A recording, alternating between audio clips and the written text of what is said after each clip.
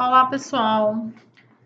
Como a gente já teve aulas sobre processo administrativo, começando por planejamento, que é a fase que define os planos e os objetivos organizacionais, organização, que define a estrutura da organização em termos de cargos, de quem se reporta a quem, de autoridade, de responsabilidade.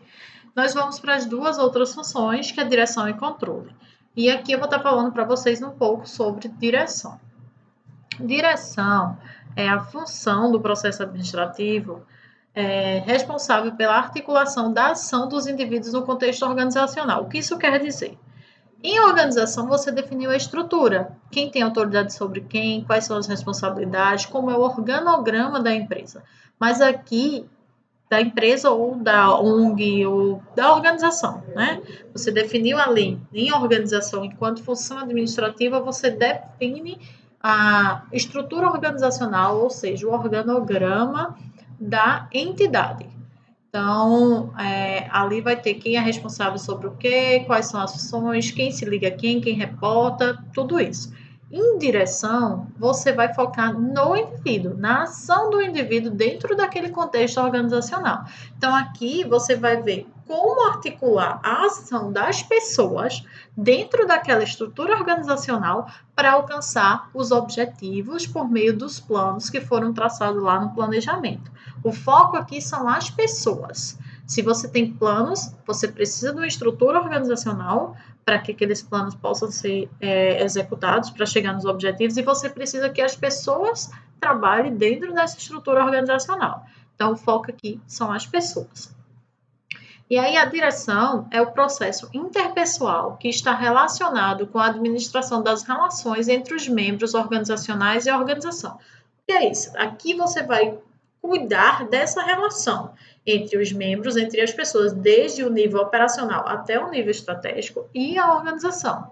Então, o foco aqui é no processo interpessoal, nas relações entre as pessoas, entre elas em si e entre elas e a organização, para que, através do cumprimento dos objetivos individuais das pessoas, você chegue ao cumprimento dos objetivos da organização. A função direção, ela envolve a orientação das pessoas de como elas devem executar suas tarefas, de como elas devem proceder diante das situações. A motivação é uma questão individual e intrínseca, ou seja, vem de dentro, vem da pessoa. A organização pode tentar lhe satisfazer para, através dessa satisfação, você se motivar. Mas pessoas mais motivadas vão trabalhar melhor. A comunicação de tarefas, de mudanças, do que está acontecendo, e a liderança, que são aquelas pessoas que tomam a frente e que acabam fazendo com que os outros se envolvam e os sigam. Essas 4 questões, elas são fundamentais no processo de direção. E aí a ideia é buscar compatibilizar os objetivos dos trabalhadores com o desempenho da organização. A de grande discussão nesse cenário de direção é como você vai fazer que as pessoas, elas cumpram seus objetivos individuais e assim chegue aos objetivos organizacionais. É uma retroalimentação. A organização precisa existir para que as pessoas tenham um emprego, e as pessoas precisam alcançar seus objetivos individuais para continuarem motivadas a dar um melhor desempenho e assim cumprir os objetivos organizacionais. Essa questão de direção está muito ligada à área de gestão de pessoas. Então, tudo que a gente discute aqui em direção vai influenciar diretamente na área de gestão de pessoas. Tudo. A questão de direção, ela não surge do nada. Existem algumas contribuições, principalmente da abordagem comportamental. A gente viu na evolução do pensamento administrativo, né, na história da administração, as teorias comportamentais. Você tem inicialmente 2 teorias, que era abordagem clássica, né, administração científica, e neoclássica, que é o que traz o processo administrativo, é quando o Fayol diz, existe o processo administrativo, planejar, organizar, dirigir e controlar.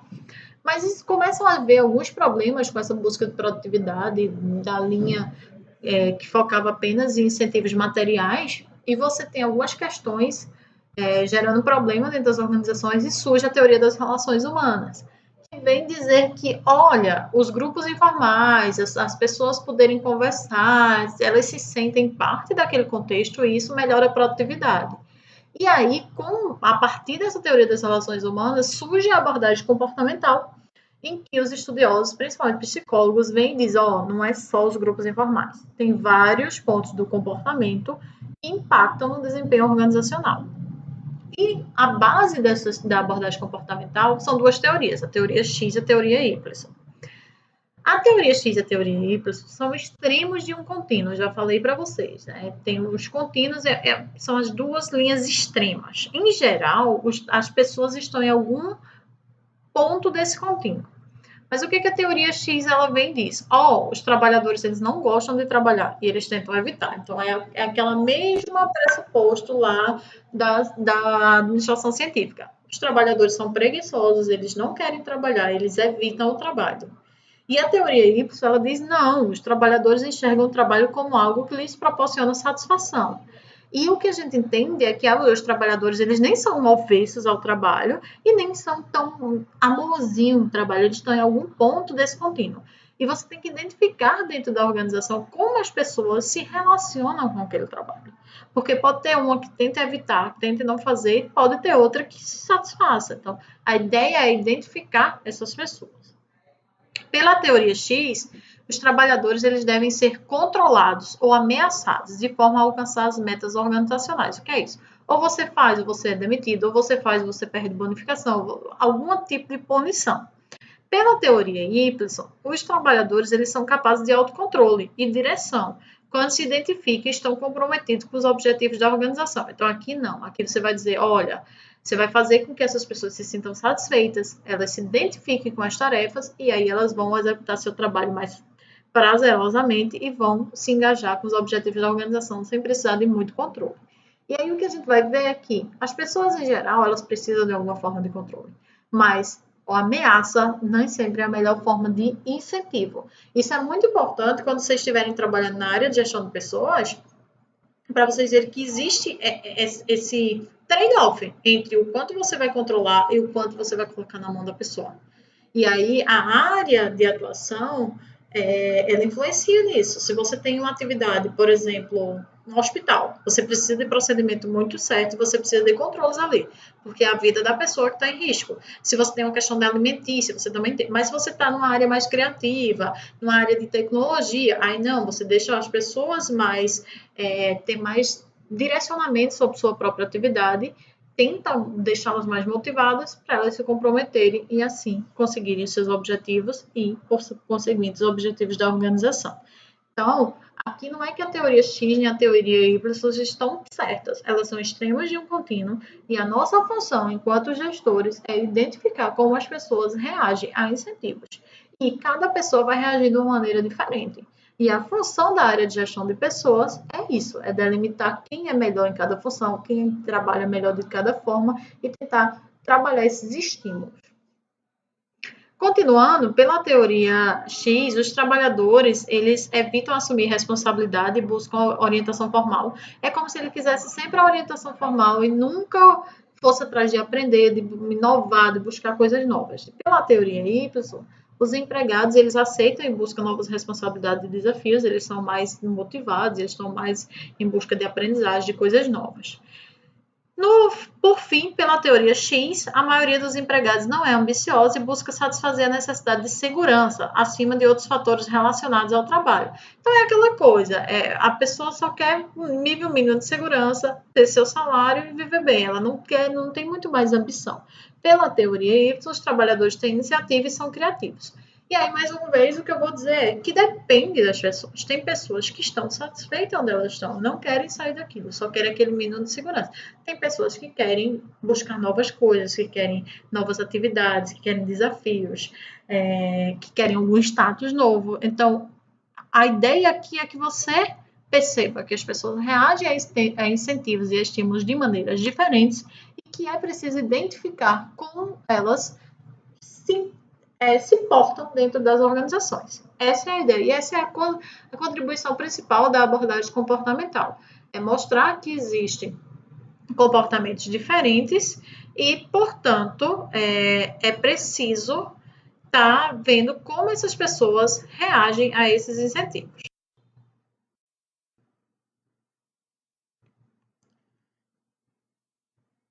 Isso nos leva a discutir o comportamento organizacional, ou seja, o comportamento das pessoas dentro das organizações. Hoje, o comportamento organizacional é uma área de conhecimentos multidisciplinar que envolve múltiplas áreas de conhecimento e cujo principal foco de análise são as ações e os comportamentos das pessoas dentro das organizações. Hoje existe, migrando de gestão de pessoas, que era os estudos da época, né? Primeiro era psicologia, aí você criou a área de gestão de pessoas e hoje tem uma área que ganhou vida que se chama comportamento organizacional, que vai estudar justamente como as pessoas agem, como elas se comportam dentro das organizações. A compreensão do comportamento organizacional ela é uma condição necessária para que os administradores possam explicar e prever o comportamento das pessoas nas organizações. O que é isso? Você vai entender, olha, fulano se comporta de tal e tal forma, Beltrano de tal e tal forma, quando estão em grupo é dessa forma, quando estão sozinhos é dessa forma, e isso permite que você consiga explicar por que determinada pessoa agiu de determinada forma e também prever como ela agirá em determinadas situações. E isso é fundamental na gestão do negócio, é fundamental para a negociação, é fundamental para você saber como as pessoas e, por conseguinte, a organização vai lidar em situações de crise, em situações de bonança, nas situações diversas do dia a dia. Então, tudo isso influencia em processo de tomada de decisão. E aí, quais são as bases, né, do comportamento organizacional? Você tem como base atitudes, personalidade, percepção e aprendizagem. As atitudes estão relacionadas a 3 fatores, que é satisfação no trabalho, o quanto as pessoas estão satisfeitas com o que elas fazem. Quanto mais satisfeita, melhor moral, melhor atitude diante do trabalho dentro da organização. O envolvimento no trabalho, o quanto elas estão envolvidas, o quanto elas se sentem parte e o quão comprometida essa pessoa é ou não com o trabalho. Quanto mais satisfeita, mais envolvida, mais comprometida, melhor serão as atitudes, mais favoráveis serão as atitudes para o alcance dos objetivos organizacionais. A personalidade de um indivíduo refere-se ao conjunto de características psicológicas relativamente estáveis que o caracteriza e diferencia de outras pessoas. A personalidade, né, é o conjunto, como eu sou constituída psicologicamente, como cada indivíduo é constituído. Como que se caracteriza? Tem pessoas que são mais tímidas, outras são mais expansivas, então outras precisam mais de status. Então, a personalidade são essas características psicológicas que acabam por se refletir no meu comportamento. E aí é importante entender essa personalidade para que você não coloque as pessoas em situações que elas vão reagir de maneira negativa. E aí, entre os modelos que buscam identificar quais os traços de personalidade que mais influenciam o desempenho, você tem modelo de 5 fatores, que aí vê extroversão, agradabilidade, senso de responsabilidade, estabilidade emocional e abertura para novas experiências. Você tem modelo de inteligência emocional, locus de controle, maquiavelismo, automonitoramento. Tem vários estudos de psicologia que buscam identificar traços de personalidade. Eu não sei se vocês viram aquela série Divergente. Eu li os livros, eu comprei, eu fiquei impactada, assim, preciso entender dessa série. E aí, era um experimento, desculpa o spoiler, mas era um experimento e nessa sociedade se dividiu as pessoas em 5 classes. Aí tinha a classe dos que buscavam conhecimento, que eram aquelas pessoas mais até um pouco egoísta, né, que queriam se achavam mais importante do que os outros porque eles tinham conhecimento, porque eles conheciam, porque eles tinham saber. Tinha a classe das pessoas que lutavam, que iam guardar os portões, que eram os mais bravos, os mais audaciosos. Você tinha a classe das pessoas que eram os abnegados, então eles iam tentar fazer tudo em favor do bem maior, em favor do bem dos demais. Você tinha uma classe das pessoas que são mais ligadas à amizade, à felicidade, que é aquela comunidade, né, que abraçam as pessoas, e tinha uma classe que eram os verdadeiros, né, que acabavam dizendo a verdade, que estava mais importante para eles. Então, nesse experimento se traçou esses 5 tipos de personalidade e tentou encaixar as pessoas nesses tipos de personalidade. Contudo, surgem os divergentes, que são aqueles que pode ter, tipo, se você tivesse uma escala de 5 pontos, tem 3 pontos numa casta, mas tem 2 na outra. Então, essa pessoa acaba sendo divergente. E aí vai se discutir porque essas pessoas elas eram eliminadas dentro daquela sociedade. E o que a gente entendeu hoje é que não é uma eliminação. Ninguém é totalmente abnegado, ninguém é totalmente dono do conhecimento, ninguém é totalmente verdadeiro. As pessoas têm traços de personalidade que são mais fortes do que o outro. E a ideia dentro das organizações é você entender o que é mais dominante ali para conhecer essas pessoas, conhecer como elas estabelecem suas relações de poder e como elas se relacionam dentro das organizações. Quem quiser estudar mais sobre isso, busca nos estudos de psicologia, porque vai ter muito estudo sobre traços de personalidade. Percepção. A percepção é como as pessoas percebem seu contexto, as situações cotidianas, as situações da vida. E aí, em geral, o nosso cérebro, ele atua da seguinte forma: você tem um estímulo, seja visual, seja auditivo, alguma coisa que te chama a atenção, aí você observa, aí você começa, esse aqui, essa questão, um barulho.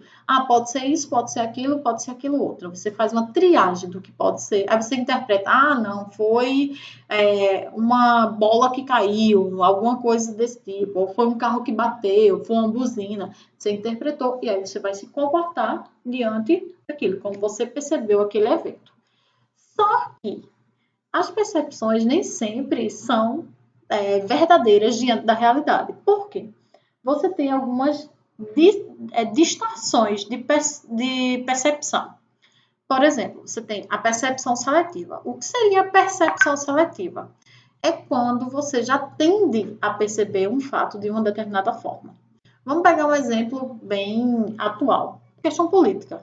Se você tinha um defensor de Bolsonaro, daqueles defensor bem ferrenho e tudo mais, não importava qual argumento você vinha trazer. A pessoa já rebatia. E o outro lado também era verdadeiro. Se você tinha um defensor ferrenho do Lula livre, não adiantava você ir com nenhum argumento, porque essas pessoas já tinham uma percepção seletiva. Mesma coisa quando você tem determinada marca, Coca-Cola, tem pessoas que são alcoólatras ali, então já tem uma percepção seletiva. Não adianta outros estímulos, outras observações, porque a pessoa já tende a interpretar a realidade daquela maneira seletiva. E isso é problemático dentro dos processos de tomada de decisão, mas você tem que lidar com isso, porque isso existe. Projeção. O que é a projeção? Nós somos seres humanos e somos empáticos e projetamos coisas no outro. Então, em determinadas situações, você pode ter uma empatia, se identificar com a pessoa e começar a se projetar nela. E aí você vai tomar decisão influenciado também por essa projeção. Não é uma percepção totalmente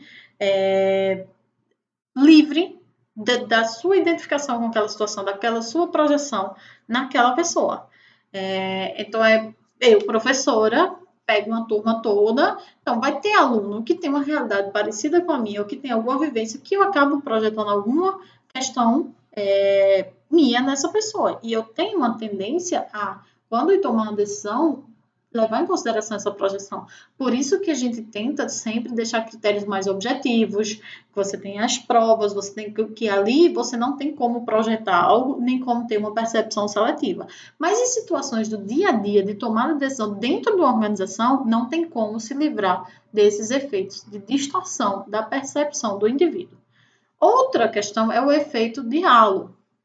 O que é isso? É quando as pessoas juntas, elas tomam uma decisão com base em apenas uma única característica. Exemplo, uma pessoa, sei lá, uma adolescente, um dia na vida fez algo que aquela comunidade não acha muito aceitável.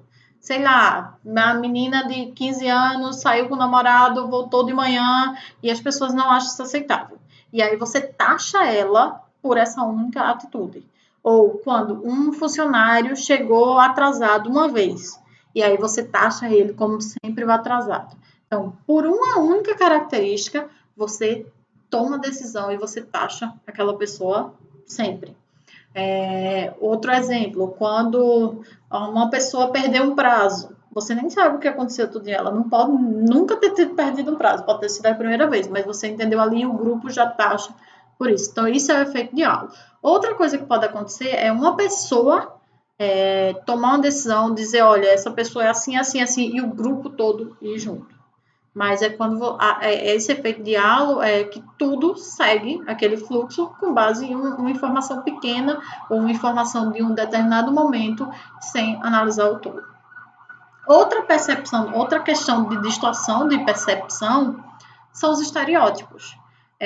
Por exemplo, você tem os grupos e aí as pessoas são estereotipadas em seu comportamento, pela roupa, pelo jeito que fala, por essas questões. E aí, por exemplo, quando você tem. Então, continuando o estereótipo. Os estereótipos é quando você já estereotipa um determinado grupo ou uma determinada pessoa por algumas características.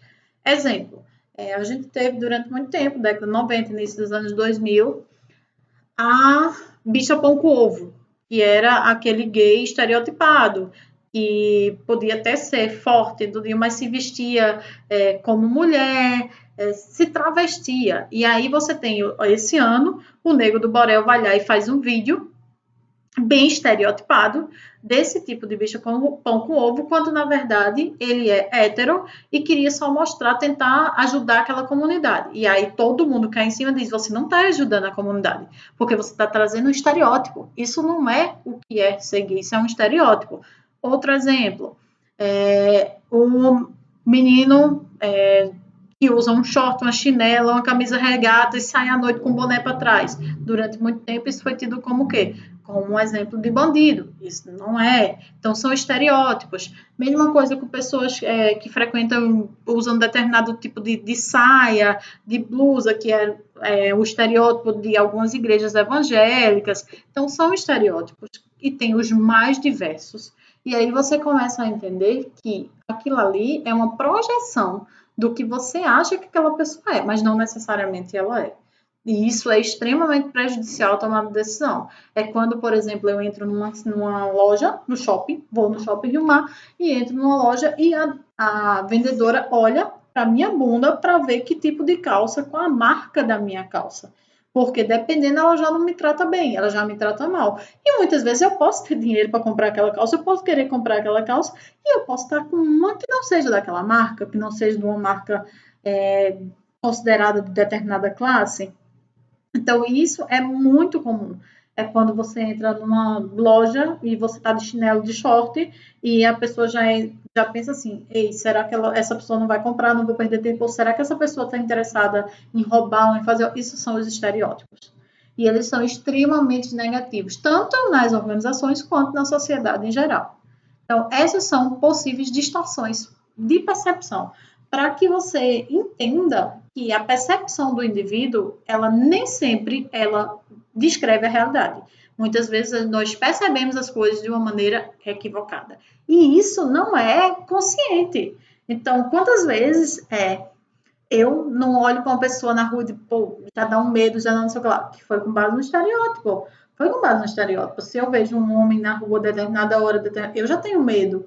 E isso foi criado e construído com base no estereótipo. E aí é um exercício diário para você perceber isso, porque não está no consciente. E dentro das organizações também não está no consciente. Tanto quando eu ajo baseado no estereótipo, numa percepção seletiva, numa projeção, quanto o contrário, quando alguém age e eu tenho que entender que a pessoa está percebendo as coisas de forma distorcida.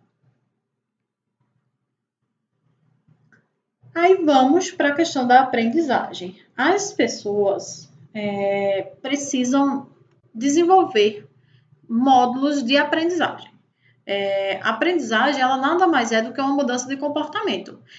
Independência da experiência, as experiências que nós vamos vivendo vão mudando o nosso comportamento. Por quê? Porque nós vamos aprendendo com determinadas situações. Nós não nascemos sem saber andar, sem saber falar, sem saber escrever, e vamos aprendendo tudo isso a decorrer da experiência. Por mais que você passe numa graduação, por mais que você faça uma pós, quando você vai para dentro das organizações, você não sabe tudo e nunca vai saber tudo. E a aprendizagem ela é fundamental e ela acontece a partir das experiências que você vai tendo no seu dia a dia profissional, no seu dia a dia pessoal. A aprendizagem ela é muito importante porque ela baseia-se no pressuposto de que todos os comportamentos eles são aprendidos. Então, todos os comportamentos ao longo da sua vida eles são aprendidos. E muitas coisas vêm de um processo individual, mas também que se dá no contexto coletivo. Inicialmente, tinha a teoria do condicionamento operante, que era muito assim, você recebia o estímulo, você aprendia. E hoje a gente já entende que essa aprendizagem é muito social, não é bem assim.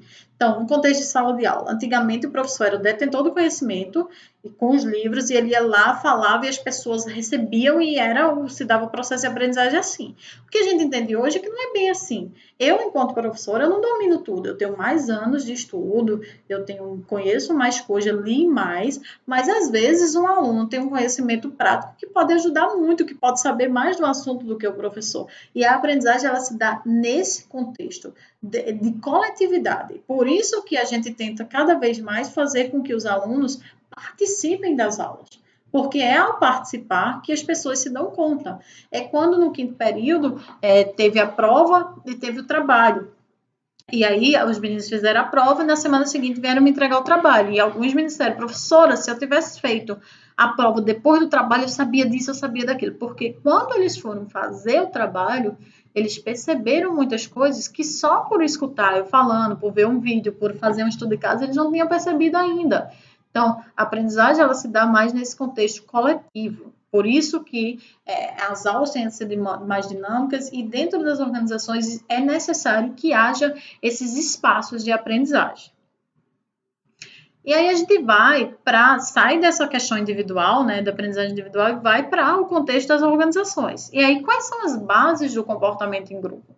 Você tem os papéis, cada pessoa desempenha determinados papéis dentro da organização. Papel mediador, papel expositor, você tem os papéis delimitados ali. Você tem as normas, que são os procedimentos formais, tanto as normas externas, como se você vai construir alguma coisa de engenharia, você tem normas internacionais, você tem normas nacionais, você tem a ISO, você tem várias normas aí. Se você trabalha com comida, você tem normas da Anvisa e você tem que seguir. Se você vai colocar uma boate, você tem normas do Corpo de Bombeiro, como as normas internas, as normas de comportamento, que são as rotinas, os procedimentos, o estilo de vestimenta, o estilo de fala, o que é aceitável dentro daquela organização, o que não é. Então, tem toda essa questão processual e que estão nos procedimentos e normas, geralmente formais, mas algumas coisas podem ser informais. Tem o status, né, que é como as pessoas se veem, que status que elas ocupam, e isso é importante no comportamento em grupo. Algumas pessoas precisam ter um status de se destacar mais, outras não. Tem a coesão, que é o quanto aquelas pessoas elas estão coesas entre si, elas tomam decisões, elas conseguem conviver, elas conseguem tomar decisões juntas e o qual não. Então essas são as bases do comportamento nas organizações. E aí nós chegamos à questão da motivação. A motivação, ela tem 3 bases, né? Que é o esforço da pessoa, as necessidades dela e as metas organizacionais. Então, são três caixinhas aí que você tem que trabalhar. A motivação, ninguém consegue motivar ninguém. A motivação, ela é interna, né? Então, eu me motivo a fazer determinada coisa, mas a organização pode me satisfazer. Ela pode satisfazer minhas necessidades e aí eu posso me esforçar mais e chegar às metas organizacionais. E quanto mais motivadas as pessoas estão, melhor o desempenho do seu trabalho. Nós temos várias teorias de motivação, assim como liderança, assim como de comportamento organizacional, nós temos várias teorias. Até porque isso vem dos estudos da psicologia, que são bem mais antigos do que as teorias organizacionais, e tem muitas teorias, como hierarquia das necessidades, que a gente já viu, Maslow, teoria RC, 2 fatores, 3 necessidades, bem, expectativa, equidade. Então, se você quiser entender mais, busque essas teorias e vai lá estudar e vai ver mais as bases da psicologia. Mas é importante que se entenda as teorias de motivação para que você ofereça elementos que satisfaçam as pessoas para elas estarem motivadas e assim executarem seu trabalho da melhor forma possível, levando aos objetivos organizacionais. Essa é uma das principais funções do gestor de pessoas. E aí nós chegamos na hierarquia da necessidade de Maslow. Vamos enfatizar duas teorias aqui relacionadas à motivação, né? A primeira é a hierarquia das necessidades, depois nós vamos falar sobre a teoria dos 2 fatores, que são duas teorias principais e que são bem mais simples, bem mais aplicáveis ao contexto organizacional. Então, você tem, já falei sobre a teoria das necessidades de Maslow, é uma pirâmide, né, onde você tem necessidades fisiológicas, e aí você tá sono, comida, são necessidades básicas que o seu corpo pede. Aí, necessidade de segurança, estabilidade, moradia, segurança, necessidades sociais, de se encaixar em algum grupo, de ser aceito, de necessidade de amor e tudo mais. Necessidade de estima, que está muito ligado ao status, a como você é visto dentro daquela comunidade, e autorrealização, que para cada um é diferente. O que se discute aqui é que as pessoas se motivam por coisas diferentes. Tem pessoas que nem sanaram direito as necessidades fisiológicas e já estão querendo um status, já quer um iPhone, já quer um carro, não sei o quê, mesmo que seja financiado não sei quantas vezes, porque o status para ela é importante. Tem pessoas que fazem tudo para ser aceita dentro do grupo social, que querem ser amiga de todos, que querem estar em grupos, porque ela tem essa necessidade. Tem pessoas que dizem, não, tudo pela segurança aqui, eu quero ter um salário assim, eu não quero dever. Então, as pessoas se motivam de maneiras diferentes. E aí, o gestor de pessoas, ele tem que entender como essas pessoas se motivam para tentar satisfazê-las e assim mantê-las motivadas dentro da organização e assim alcançar os objetivos organizacionais. A teoria dos 2 fatores diz que existem fatores higiênicos que eles não motivam, eles no máximo satisfazem. Ou podem deixar a pessoa extremamente insatisfeita com o trabalho. E aí ela vai estar desmotivada. E tem os fatores motivacionais, que são aqueles que são capazes de gerar motivação. Fatores higiênicos são relacionados à supervisão, políticas da empresa, salário, relacionamentos interpessoais, condições físicas.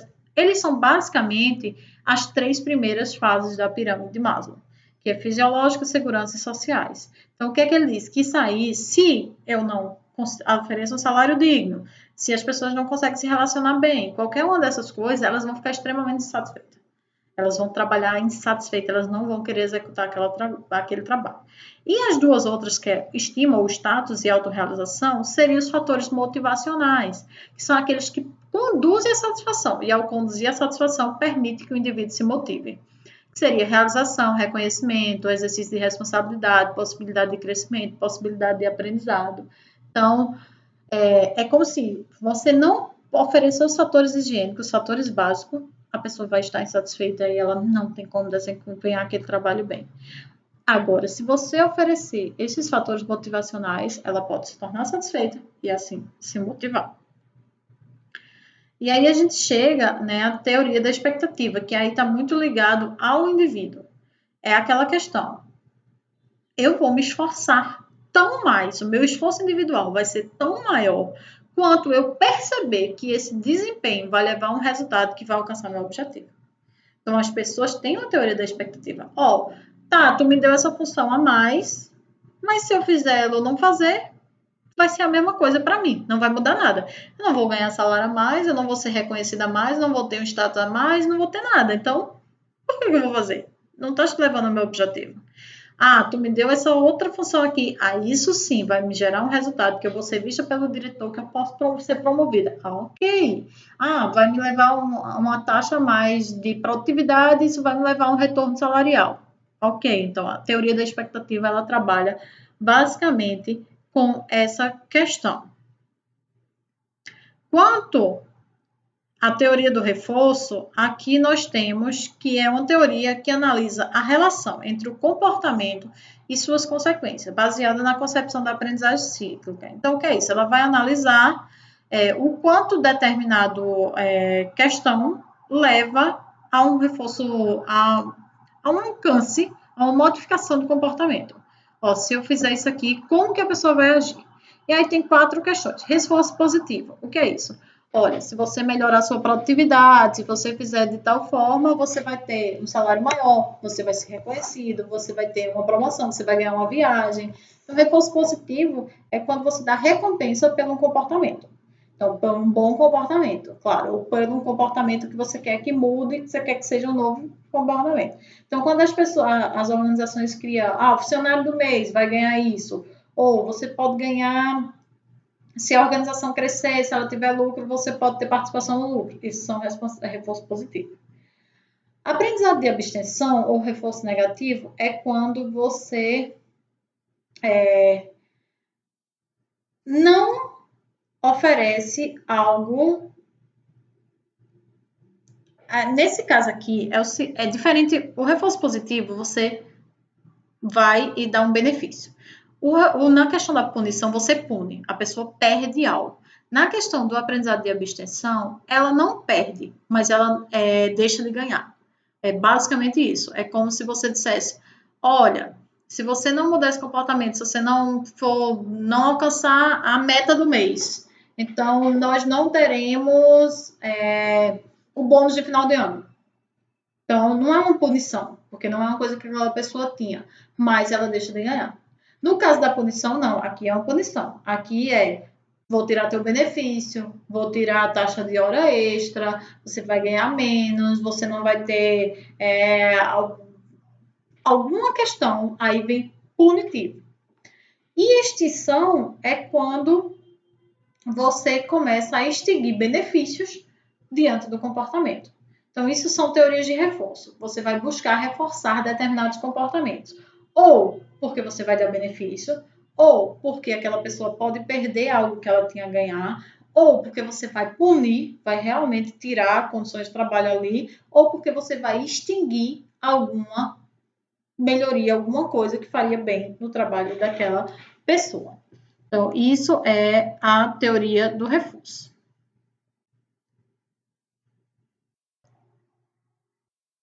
Na contemporaneidade, né, nos dias atuais, algumas questões foram incorporadas à motivação, sendo as principais delas a rotatividade do cargo.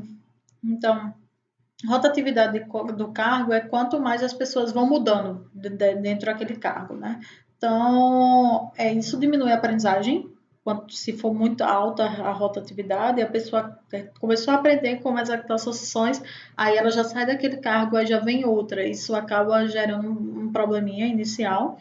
Mas em alguns setores a rotatividade é extremamente benéfica, como setores mais criativos, setores de tecnologia, de moda. As pessoas também têm uma personalidade que querem mais mudar e outras não, querem mais estabilidade. Então, isso depende também do setor, do negócio, do tipo de atividade, da personalidade das pessoas. Outra questão é a expansão do cargo, que é quando você vai agregando mais funções dentro daquele mesmo cargo. Algumas pessoas adoram, né? Se sentem mais valorizadas, outras não gostam. Outra questão é o enriquecimento do cargo, que é quando você vai enriquecer as atividades, ou você dá mais importância a elas, ou você torna elas mais ricas em termos de conhecimento, de valor. E tem também o empowerment, que é colocar o poder na mão das pessoas. É quando a tomada de decisão ela está mais na mão daquele indivíduo. E aí, essas são as questões contemporâneas que devem ser levadas em consideração em relação à motivação. Indo para a liderança, aí você tem os elementos de liderança, que são pessoas, poder e influência, né? Então, as pessoas, né, que vão ser os líderes ali, elas buscam influência e isso requer poder. Nós temos várias teorias da liderança. Você tem a perspectiva da liderança baseada nos traços, que foca na identificação de traços individuais dos líderes, que diferenciam de outras pessoas. Então, isso é porque é tido que a liderança ela é inerente, ela é fisiológica, né? Então, a pessoa nasce com determinados traços. E aí, hoje já tem outras teorias que dizem que não é bem assim, que ela pode ser aprendida. Então, aí você tem a perspectiva comportamental, né, que foca no que os líderes eram, mas no que eles foca não no que eles eram, não no que ele nasceu, na característica de personalidade, mas no que eles faziam. Então, tenta isolar as características comportamentais dos líderes eficazes. Como é que eles agiam? Como é que eles se comportavam? Quais as suas atitudes? E você tem uma outra perspectiva que é a contingencial. Nesse caso, a essência das teorias da liderança contingencial é a ideia de que, para ser eficaz, o estilo tem que ser apropriado à situação. Então, depende da situação. Tem uma pessoa que tem determinada personalidade, mas que chega em uma situação e ela não consegue ser o líder. E tem outra pessoa que não tem isso, que aprendeu. Então, são essas discussões. Hoje, o que se enfoca mais é a liderança contingencial, que ela vai depender da situação. Tem pessoas que são líderes nato, né, que nasceram mais com aquela... E que numa situação de caos, numa situação difícil, ela não consegue lidar. E tem a outra que não tem aquela naturalidade de ser líder, mas nessa situação ela já consegue lidar melhor. Eu, por exemplo, em situações que precisa agir, que precisa fazer, situações mais dramáticas, tipo morte, ou que você precisa resolver, uma coisa assim, eu sou muito rápida e eu consigo ver tudo. E no dia a dia, eu não sou uma pessoa que tem grandes traços de liderança. Então, são essas questões que devem ser levadas em consideração, que devem ser discutidas em termos de liderança. E aí você tem o contínuo dos comportamentos de liderança, você tem do líder autocrático, passando pelo democrático e chegando no laissez-faire, que é deixe fazer. O que é isso? O líder autocrático é aquele que ele vai mandar de acordo com os seus preceitos, com a sua autoridade, com o que ele quer, com a sua decisão. Ele vai lá, toma a decisão e ele vende aquela decisão e é autocrático. O democrático, não, ele apresenta quais são as ideias, quais são as possíveis soluções, e ele abre o espaço para pergunta, para discussão, e a vontade da maioria que vai ser a decisão. E o líder laissez-faire, ou deixe fazer, é aquele que dá liberdade aos funcionários.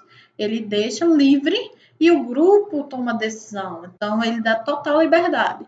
E isso é um problema quando você dá total liberdade, porque você pode ter decisões extremamente equivocadas. Mas o autocrático também é problemático, porque é uma decisão de uma única cabeça ali, sem envolver os outros. De geral, se tende para uma liderança mais democrática, mas isso também depende do setor, depende da situação. Tem situação que você precisa ser autocrático. Então, esse balanço desse contínuo aí dos comportamentos de liderança. Bem, era isso que a gente tinha para discutir de direção. Direção trabalha com o comportamento das pessoas dentro da organização, com suas ações. É a busca de atender objetivos individuais dos funcionários para que eles se motivem, para que eles busquem agir de maneira a chegar aos objetivos da organização. E é extremamente ligado à gestão de pessoas.